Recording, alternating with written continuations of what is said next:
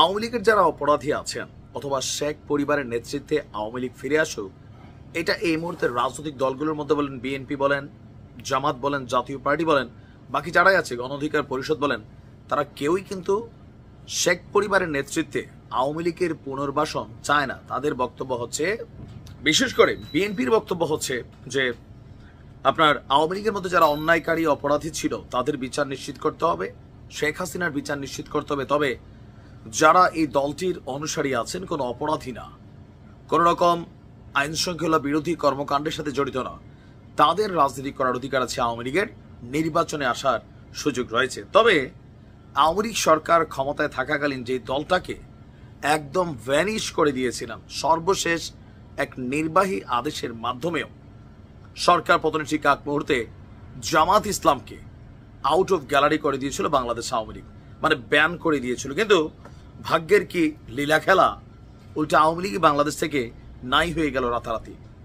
এরপরই জামাত রাজনীতির মাঠে তারা ব্যাপক শক্ত অবস্থান তৈরি করেছে। ইভেন অতীতের তুলনায় জরিপ বলছে তাদের ভোটারের সংখ্যা কয়েক গুণ বৃদ্ধি পেয়েছে। তবে জামাতের নেতাদেরকে ফাঁসি দেওয়া, দল হিসাবে তাদেরকে ব্যান করা, অথবা 16-17 বছর রাজনৈতিক কর্মকাণ্ড করতে না দেওয়ার যে জ্বালা পোড়া, সেটাকে জামাত ভুলে গেছে?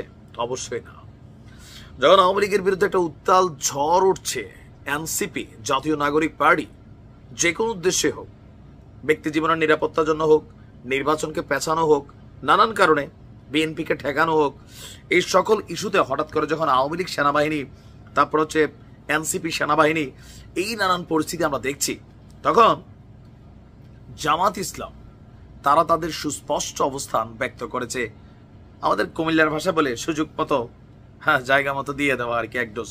তো ওরকমই দিয়ে দিয়েছেন জামাতের আমির। আর আমি মনে করি জামাতের সকল নেতাকর্মীরা মনে প্রাণে এটাই চাচ্ছেন।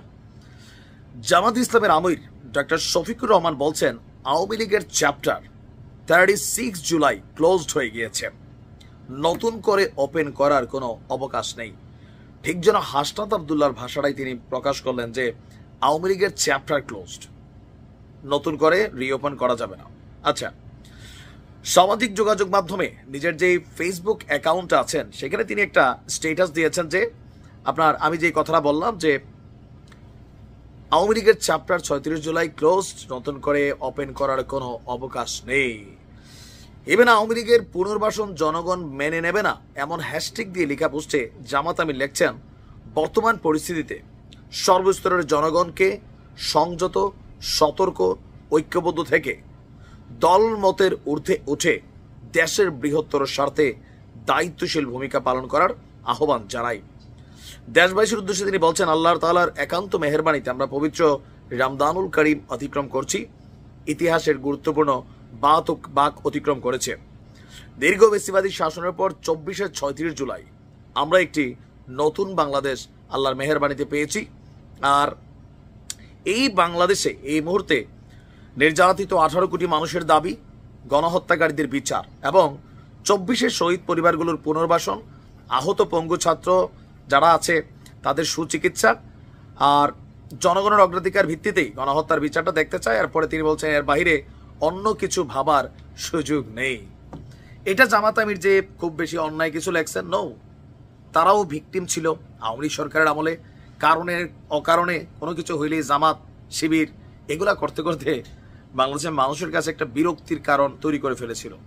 তা আজকে যখন আওয়ামী লীগের দুর্দিন আসছে, স্বাভাবিক তারা সর্বোচ্চ লেভেলে চাইবে আওয়ামী লীগ যেন আর পুনর্বাসন এদেশে না হয়। তবে কারোর চাওয়া না চাওয়ায় জামাত যেমন রাজনীতির মাঠ থেকে ঝটকে পড়ে নাই, আওয়ামী লীগের ইস্যুটা হয়তো সময় বলে দিবে। ভালো থাকুন।